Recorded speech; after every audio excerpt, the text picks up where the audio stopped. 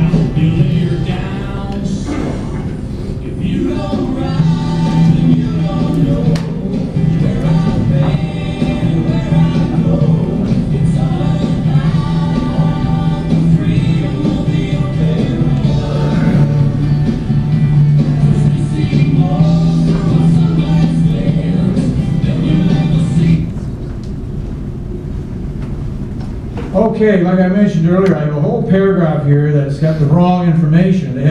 They've got down here, Adriaan had arrived from Denmark. Well, I knew he was from the Netherlands, and I was kind of uncomfortable saying that I was going to introduce a Great Dane next.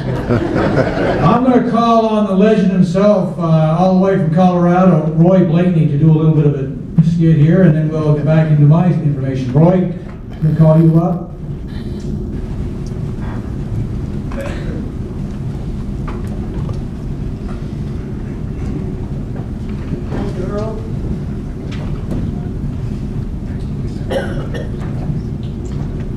Of all my years of racing around the world, I think this is the most dangerous place to be. Earl was auctioning off that checkered flag, and he got up around $600. My nose gets itchy every once in a while. I reached up like that, and he went up to $625. It got itchy again around about $800. There's no way I was going to scratch that honker. First and foremost, as I said back when I got inducted into this fantastic Hall of Fame back in 2013, I would like once again for every one of us to applaud, a big applause for Ernie and Wynot and my good buddies and their staff.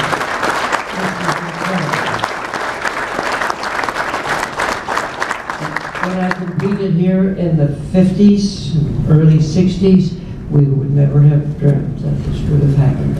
This would be here. And all the tracks that were built here and all the great competitors, both in motorcycles and cars. So, again, it's really quite a dream, and I hope everybody will support it. Now, I come up all the way from what used to be called the US of A. It is now called the US of T. And I'm sorry, but I had to borrow one of his ties on the way up. Made in China, but Trump. Anyway, yes, I was inducted into the Hall of Fame. Did lots of racing halfway around the world, and a few tributes. This year, I would call it a legend by somebody up there in Ontario or something. Anyway, those tributes are fine, I appreciate them, but they're minimized by what these two people that I'm about to announce, or introduce, I should say, have done for the sport. Over the years, these two people, not just two, but three, also their son. And any of you that have ever had a motorcycle, and some of you without motorcycles, certainly know these folks, because they're definitely a legend in their own right. Over the years, I have got ready to go places from here with a bike, headed for Florida or somewhere. Suddenly something is wrong. Back into Adrian's.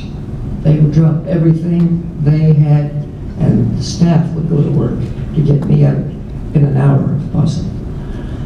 Over the years, people have come from all over the world on their bikes and have had problems or suddenly needed a tire or something else. These guys were right there to take care. Very few places anywhere in North America that you can name that will do that. I've watched them get up in the middle of the night. I've seen them get up on Sundays when they actually wanted to go for a ride, but somebody had an emergency and they never let them down. So that tribute, I think, is well worthwhile tonight.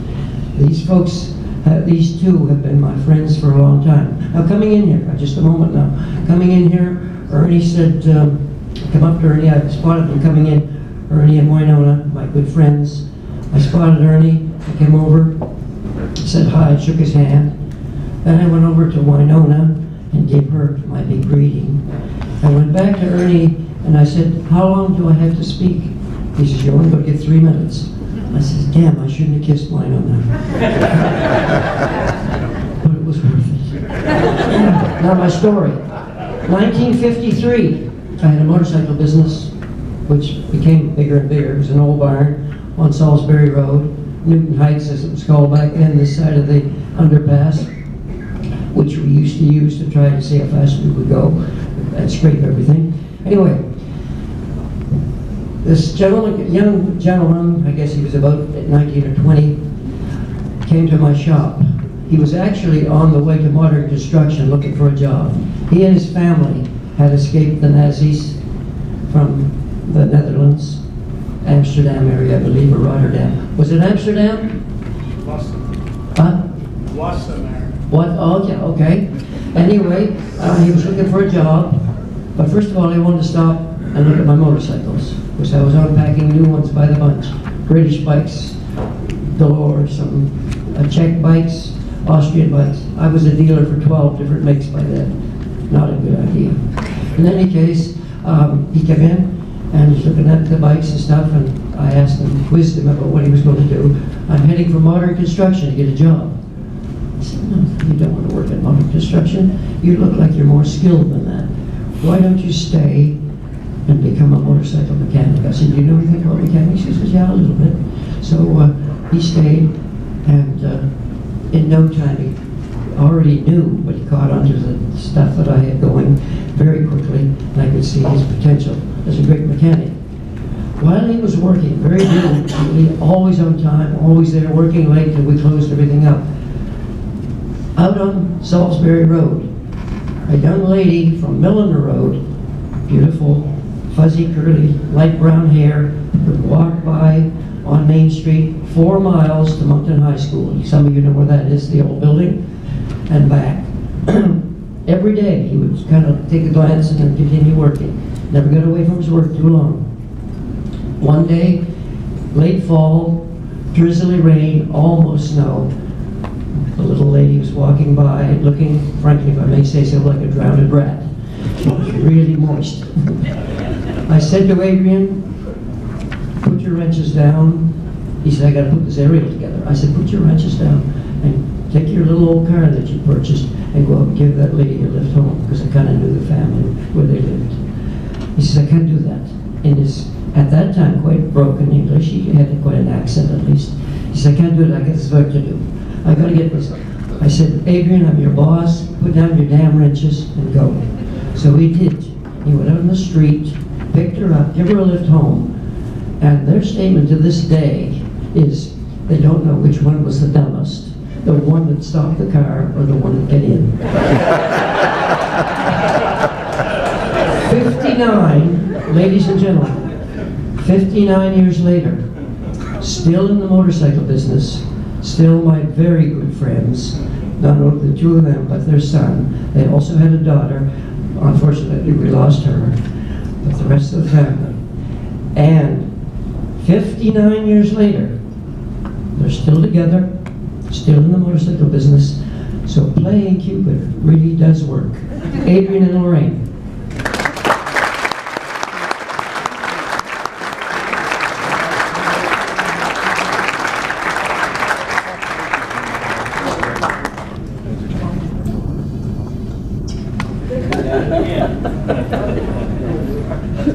I had a few other things here, but I think Roy summed it up pretty good. You want to go through the stores now, eh? Okay. Well, I have to who's presenting? You can do that. We have to do that, yeah. Okay.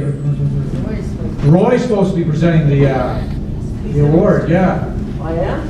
Yeah. You weren't supposed to talk, you were just supposed to give the award. Like, he called away from Colorado, we gotta give him some time to speak, I guess. Okay. Earl, don't fire me, because I want to come back next year. Okay. And the one thing I would like everybody to do, not only Adriaan and Lorraine at Egmond, but the gentleman has helped an awful lot of people out, and he knows his stuff. And he was known as Mr. Van Egmond, Mr. Charlie, or very affectionately known by many of us as Big Charlie. Stand up for a moment, Charlie. Come on. Get off your butt. Big hand for Mr. Van Egmond.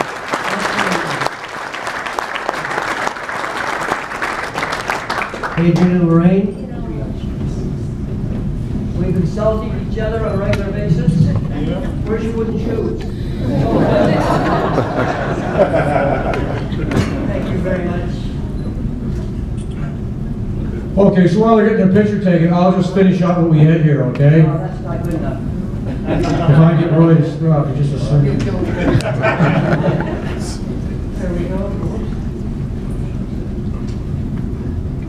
Thank you for coming. Thank you. My best buddies. Yeah. So I think you should say something. Yes. Lorraine, you've never been lost for words. I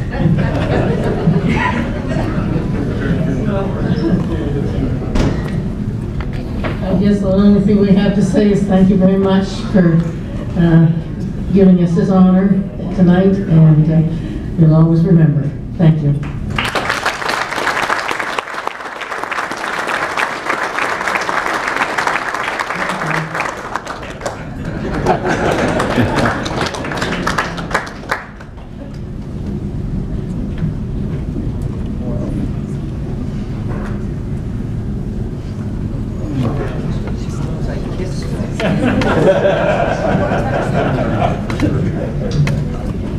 Okay, that's it, everybody. Thank you very much for coming.